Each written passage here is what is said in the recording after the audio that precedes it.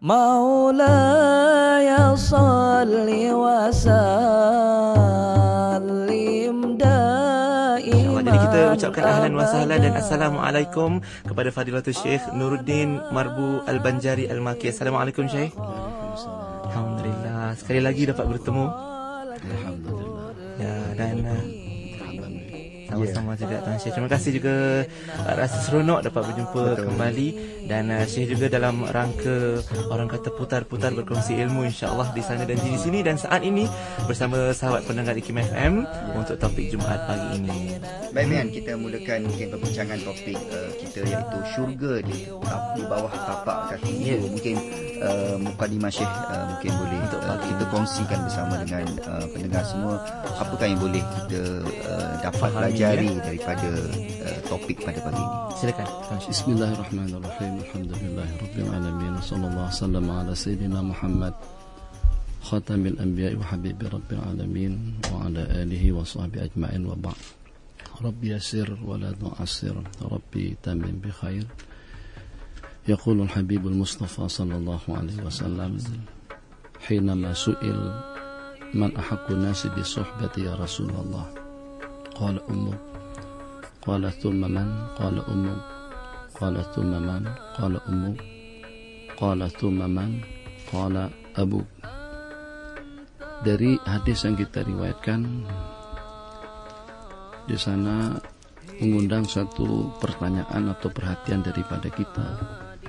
Saat ketika dengan salah seorang sahabat Nabi menanyakan kepada beliau, siapakah manusia atau siapakah seseorang yang paling patut untuk aku berbakti kepadanya. Nabi kita katakan ibu kamu, dan siapa setelahnya Nabi kita katakan ibu kamu, kemudian siapa setelahnya Nabi kita katakan ibu kamu, dan pada kali yang keempat summa abuk. Jadi suatu hal yang agak pelik daripada rangkaian hadis yang diriwayatkan, bagaimana dengan baginda Nabi SAW menyebutkan ibu kamu sebanyak 3 kali, sementara dengan bapak hanya pada kali yang keempat. Jadi kalau kita ikuti asal muasal kejadian daripada tiap insan, yang bagaimanapun dengan kita kena tahu asal muasal daripada kita.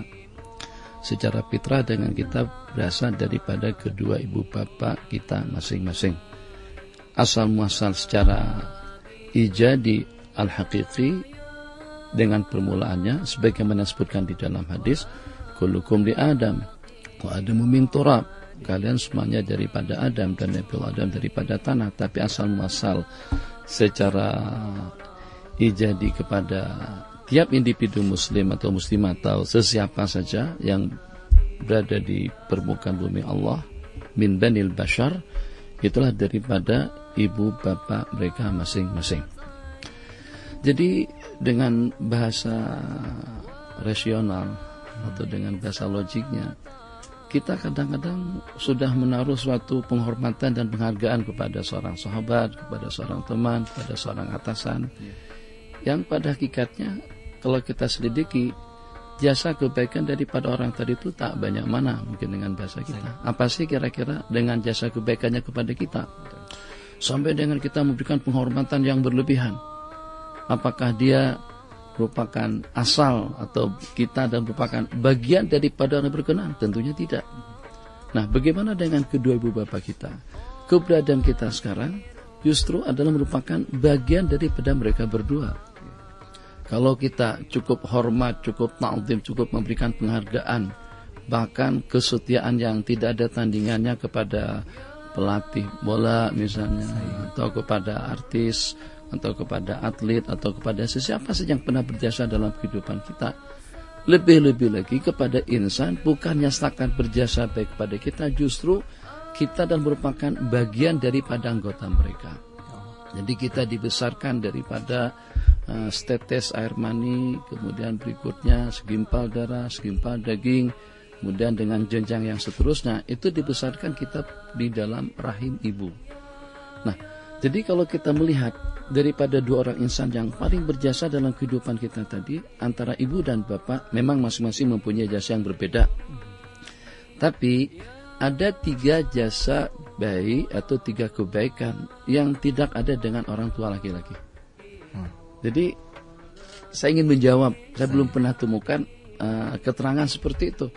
Jadi macam mana dengan bagi Nabi katakan yang paling layak ibu kamu 3 kali, bapak kamu pada kali yang keempat. Sebab ada 3 jenjang yang pernah dialami oleh ibu kandung kita masing-masing yang tidak pernah dialami oleh bapak kita.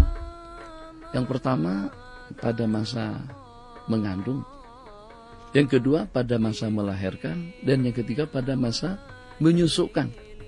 Kalau mendidik mungkin sama-sama mendidik. Kalau memberikan panduan hidup mungkin sama-sama memberikan panduan, memberikan nafkah mungkin sama-sama memberikan nafkah.